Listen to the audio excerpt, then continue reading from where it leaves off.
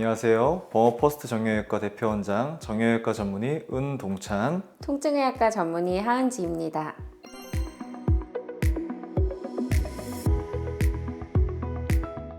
경추 추간판 탈출증은 우리가 흔히 목 디스크라 알고 있는 질환입니다. 추간판의 변성, 추간판 조직의 생화학적인 변화와 형태적인 변화로 인해 경추부 통증이나 신경 증상, 척추의 기능장애를 일으키는 질환입니다. 경추의 퇴행성 변화로 전신으로 뻗어나가는 척수 또는 신경근이 늘려서 발생하는 질환입니다. 원인은 여러 가지가 있습니다. 먼저 나이가 들면서 나타나는 퇴행성 변화들로 추간판 변성이 생길 수 있고, 잘못된 자세나 외상으로 인해 직접적으로 손상이 가해지는 경우, 무거운 물건을 자주 드는 행동이 반복되는 경우 등으로 추간판에 변성이 올 수 있습니다. 추간판 변성이 일어나게 되면 추간판 탈출이 발생하고 그 뒤로 지나가는 신경을 누르게 되어 증상이 나타나게 됩니다. 증상은 크게 세 가지로 나눌 수 있습니다. 첫 번째, 경부 통증, 두 번째, 경추 신경근증, 세 번째, 경추 척수증입니다.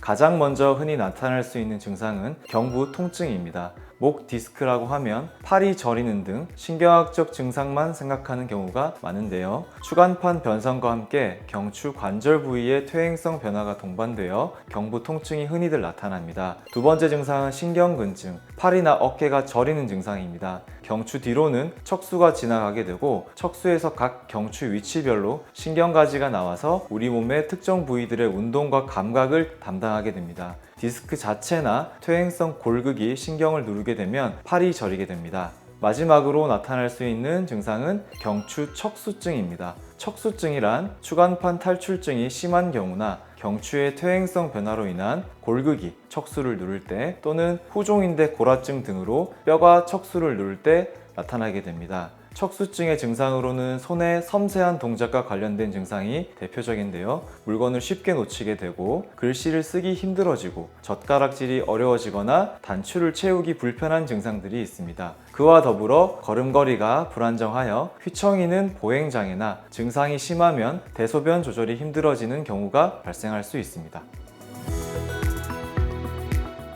네, 물론 있습니다. 몇 가지 자가 진단을 통해 경추 추간판 탈출증을 의심해 볼 수 있습니다. 첫 번째로 손을 머리 위에 올리는 자세를 취했을 때 증상이 줄어든다면 신경근증을 의심해 볼 수 있습니다. 이와 같은 자세를 할 경우에 신경근에 가해지는 장력이 줄어들기 때문입니다. 두 번째로 경추 척수증을 자가 진단할 수 있는 세 가지 방법입니다. 첫 번째로 손가락 탈출 사인으로 손가락을 편 상태로 모으고 30초를 유지하며 기다려 봅니다. 이때 네 번째, 다섯 번째 손가락 사이가 지금처럼 벌어지면서 손가락이 구부러진다면 양성으로 볼 수 있습니다.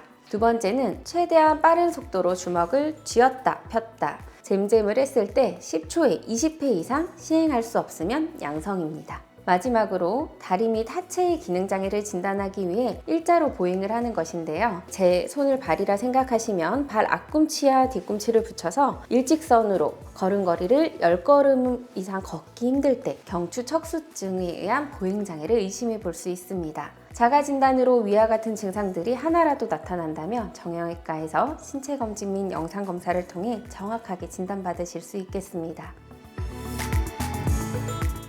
치료는 보존적 치료와 수술적 치료로 크게 나뉘어 볼 수 있습니다. 급성으로 발생한 연성 추간판 탈출에 의한 신경근증, 즉 말랑말랑한 디스크가 튀어나오면서 신경을 누르는 경우는 첫 2, 3주간 굉장히 심한 통증이 있고 그 이후에는 통증이 차차 감소하는 경우가 많습니다. 따라서 척수증 없이 신경근증만 있는 경우에는 보존적 치료를 많이 시행합니다.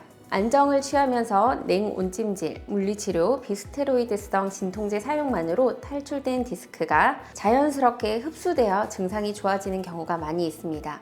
이때 보조기를 통하여 목 고정을 할 수도 있고 견인 치료도 시도해 볼 수 있습니다. 이와 더불어서 엑스레이를 보면서 주는 통증 주사 또한 증상 완화에 큰 도움이 됩니다.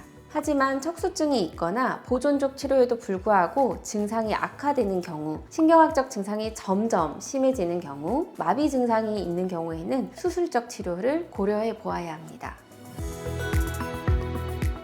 목에서 척수를 압박하고 있는 것을 제거해 척추관을 넓혀주는 수술이 필요합니다. 수술 방법은 척수를 압박하고 있는 요인이 무엇인지, 그리고 척수를 누르는 곳이 여러 군데인지 등에 따라 달라집니다. 최근에는 경추 수술에 많은 발전이 있어 수술 적응증이 되는 환자분들은 안심하고 수술을 받으실 수 있습니다.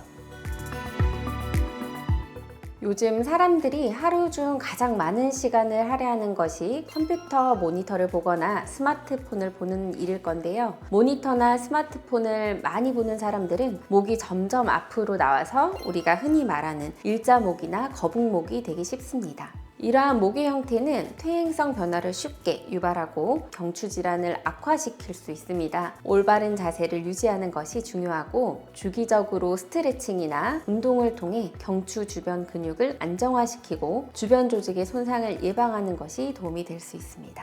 그러나 목에서 뚝뚝 소리가 날 정도의 과도한 목 운동은 퇴행성 변화를 촉진시킬 수 있어 주의가 필요합니다.